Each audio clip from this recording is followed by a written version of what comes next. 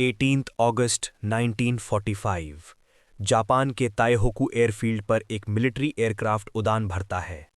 कुछ ही मिनट बाद वो अचानक कंट्रोल खो देता है, जमीन से टकरा जाता है और आग की लपटों में घिरा हुआ नजर आता है।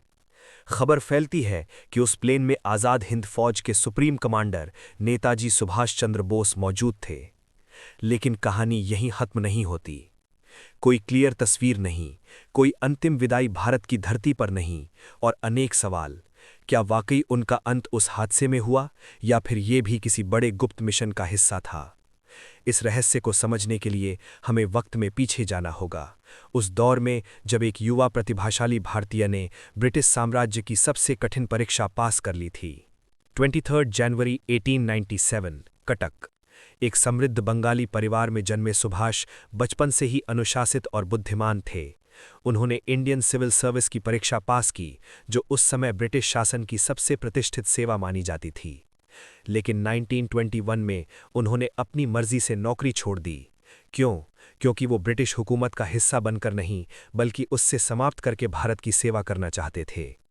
उनका राजनीतिक सफर इंडियन नेशनल कांग्रेस से शुरू हुआ।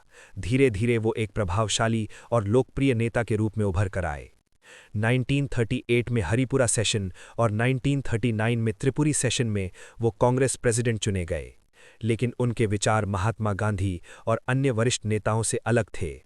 जहां एक तरफ अहिंसा और शांतिपूर्ण आंदोलन पर जोर दिया जा रहा था, वहीं सुभाष का मानना था कि वर्ल्ड वॉर II के दौरान ब्रिटिश सरकार पर राजनीतिक और सैनिक दबाव बनाना आवश्यक है। विचारों के इस अंतर ने उन्हें अलग रास्ता चुनने पर मजबूर किया।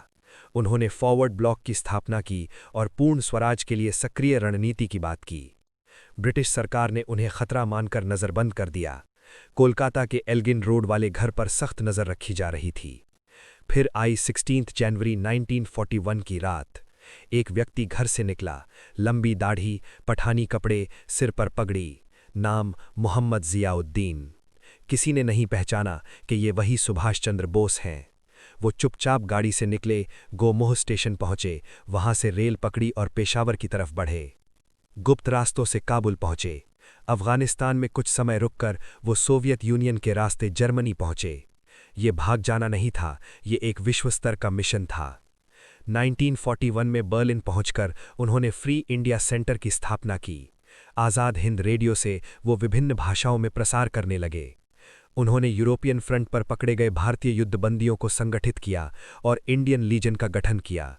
उनका लक्ष्य था ब्रिटिश सेना के खिलाफ एक संगठित भारतीय बल तैयार करना। वर्ल्ड वॉर II तेजी से बदल रहा था। सुभाष ने समझा कि एशिया में ब्रिटिश शक्ति को सीधी चुनौती देना अधिक प्रभावी होगा।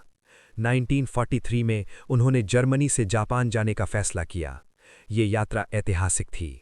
वो जर्मन सबमरीन U-180 पर सवार हुए। हिंद महासागर के बीच समुद्र में जर्मन और जापानीज सबमरीन्स के बीच उनका ट्रांसफर हुआ। फिर जापानीज सबमरीन I-29 से वो एशिया की ओर रवाना हुए। जापान पहुंचकर उन्होंने रास बिहारी बोस से आज़ाद हिंद फौज की कमान संभाली।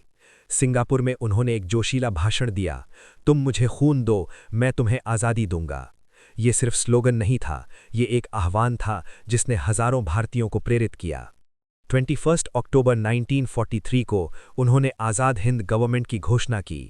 इस प्रोविजनल सरकार को जापान, जर्मनी और कुछ अन्य देशों ने मान्यता दी।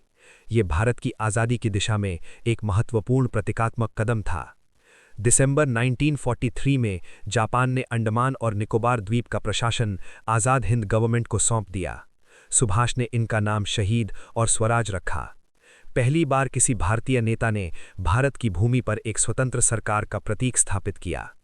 1944 में आज़ाद हिंद फौज ने जापानी सेना के साथ मिलकर भारत की पूर्वी सीमा की तरफ अभियान शुरू किया। इम्फाल और कोहिमा की लड़ाई कठिन थी।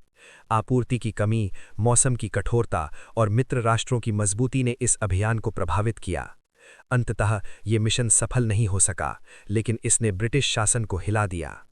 युद्ध अपने अंतिम चरण में था। जापान ने सरेंडर कर दिया। आज़ाद हिंद फौज के कई अधिकारी गिरफ्तार हुए। दिल्ली के लाल किले में उन पर मुकदमा चलाया गया। इन ट्रायल्स ने पूरे देश में भावनाओं की लहर पैदा कर दी। लोग सड़कों पर उतर आए। 1946 का रॉयल इंडियन नेवी म्यूटनी इस असंतोष का एक प्रकट रूप था। ब्रिटिश समझ गए थे कि भारत पर उनका नियंत्रण अब लंबे समय तक संभव नहीं। और फिर 18 अगस्त 1945 जापानीज रिपोर्ट्स के अनुसार सुभाष मंचूरिया की तरफ जा रहे थे जब ताइहुकु में उनका प्लेन क्रैश हुआ। वो गंभीर रूप से झुलस गए और कुछ घंटों बाद हॉस्पिटल में उनका देहांत हो गया। उनकी अस्थियां जापान के रेनकोजी टेम्पल में रखी गईं। लेकिन भारत में संदेह बना रहा। कई लोगों ने माना कि वो जीवित हैं। सालों तक विभिन्न जांच आयोगों ने इस मामले की जांच की। प्रारंभिक आयोगों ने प्लेन क्रैश को सत्य माना, बाद में एक आयोग ने प्रश्न उठाए, लेकिन आधिकारिक रूप से यही माना गया कि 18 अगस्त 1945 को उनका देहांत हुआ। रहस्य अपनी जगह है, लेकिन एक सच स्पष्ट है, उनका जीवन लगातार मिशंस की एक श्रृंखला थी। घर से निकलना, यूरोप तक पहुंचना, सबमरीन यात्रा, आज़ाद हिंद गवर्नमेंट की स्थापना करना और भारतीय सैनिकों में स्वतंत्रता की भावना जगाना, ये सब ऐतिहासिक तथ्य हैं। शायद सबसे बड़ा प्रश्न उनकी मृत्यु का नहीं, बल्कि उनके प्रभाव का है। उन्होंने भारतीयों को ये विश्वास दिलाया कि आज़ादी मांगी नहीं जाती, उसे संगठित संकल्प, रणनीति और बलिदान से हासिल किया जाता है। और इसीलिए सुभाष चंद्र बोस का नाम आज भी साहस, रहस्य और देशभक्ति का प्रतीक बना हुआ है।